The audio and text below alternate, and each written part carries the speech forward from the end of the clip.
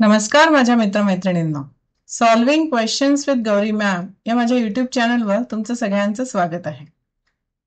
Doctor Homi Bhabha बाल वैज्ञानिक स्पर्धा या परीक्षेसाठी आपण तयारी करतो. आता आपल्या परीक्षेला 2 महिन्यापेक्षा कमी दिवस बाकी आहेत आणि आपण बऱ्यापैकी अभ्यास कंप्लीट केलाय. त्या अभ्यासावरती बेस्ड क्वेश्चन्स कसे येणार आहेत याची आयडिया मात्र आपल्याला असायला हवी. यासाठी या प्रॅक्टिससाठी तुम्ही माझ्याकडनं चॅप्टर वाईज क्वेश्चन बँक नक्की घ्या. यासाठी कुठेही जायचं नाहीये. ऑनलाईन मोडवरती ही सर्व्हिस अवेलेबल आहे.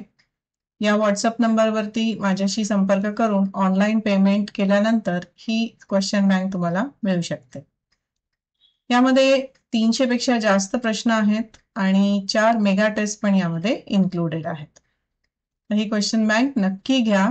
तुमचं एक प्रिपरेशन छानपैकी होऊ द्या. सेकंड लेवलला आपल्याला जायचं आहे आणि सेकंड लेवलचे व्हिडिओ सुद्धा चॅनलवरती ऑलरेडी पब्लिश्ड आहेत. सध्या आपण 2024 ची प्रश्नपत्रिका सोडवतोय. त्यातून घेतलेला हा प्रश्न.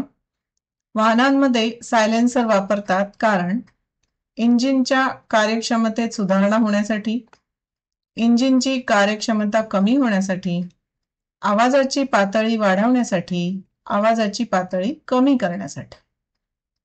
बऱ्याचदा आपण बघतो सायलेन्सर काढून बाईक बरेच जण चालवतात.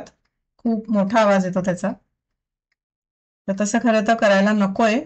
आणि म्हणजेच आपल्या प्रश्नाशी संबंधित बघा, सायलेन्सरचं काय काम आहे? तर आवाजाची पातळी कमी करण्याचं काम आहे. कारण सायलेन्सर काढलं की आवाजाची पातळी वाढते. त्यामुळे इथे पहा, इंजिनच्या कार्यक्षमतेत सुधारणा होण्यासाठी आणि आवाजाची पातळी कमी करण्यासाठी हे दोन्ही गोष्टी सायलेन्सर वापरल्यामुळे होतात.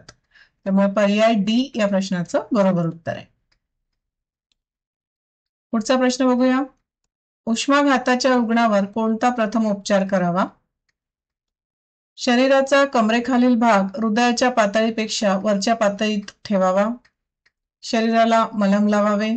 सुक्या कपड्याने शरीर पुसून काढावे. ओल्या कपड्याने शरीर पुसून काढावे. उष्माघात याबद्दल जाणून घेऊया.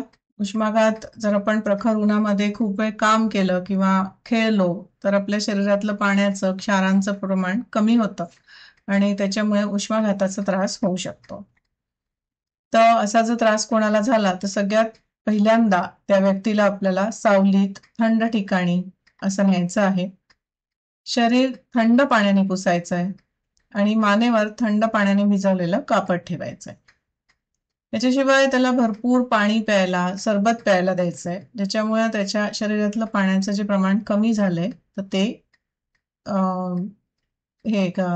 पुन्हा ते कव्हर होण्यास मदत होईल. उलटी झाली किंवा अशक्तपणा असेल तर एका बाजूला मान करून इथे दाखवलंय त्या पद्धतीने त्या पेशंटला झोपवायचंय आणि सोबतच तातडीने वैद्यकीय मदत घ्यायची. तर हे उष्माघात आणि त्याच्यावरचे उपचार. आपल्या प्रश्नात पर्याय 4 मध्ये दिलंय की ओल्या कपड्यांनी शरीर पुसून काढावे, म्हणजे पर्याय डी या प्रश्नाचं बरोबर उत्तर. पुढचा प्रश्न बघूया. लोणी, गाजर, लाल भोपळा, टोमॅटो हे पदार्थ डॅश जीवनसत्वाचे चांगले स्रोत आहेत. डायरेक्ट प्रश्न आहे हा. याच्यामध्ये आपल्याला हे माहितीच असायला हवं की जीवनसत्व कुठलं आणि त्याचे स्रोत काय आहेत. तर पर्याय इथे जीवनसत्व सी, जीवनसत्व बी, जीवनसत्व डी आणि जीवनसत्व ए असे दिले. तर या प्रश्नाचं उत्तर होतंय पर्याय डी, म्हणजे जीवनसत्व ए. ठीक आहे. पुढचा प्रश्न आहे, गटात न बसणारा घटक ओळखा. नायटा, खरूज, चिकनगुनिया, गोवर. तर या 4 मध्ये नायटा, खरूज आणि गोवर हे स्पर्शजन्य रोग आहेत. चिकनगुनिया मात्र विषाणूद्वारे होतो आणि ह्याचा जो विषाणू असतो तो डासांमार्फत पसरतो. तो स्पर्शजन्य रोग नाहीये. त्यामुळे उत्तर काय होईल? चिकनगुनिया, म्हणजे पर्याय सी. पुढचा प्रश्न आहे, पुढील घटकांमध्ये असणारा सामायिक गुणधर्म ओळखा. पाणी, अन्न आणि कीटक. तर हे जीवनावश्यक घटक आहेत का बीज प्रसाराचे घटक आहेत की रोग प्रसाराचे घटक आहेत की रोग प्रतिबंधक घटक आहेत?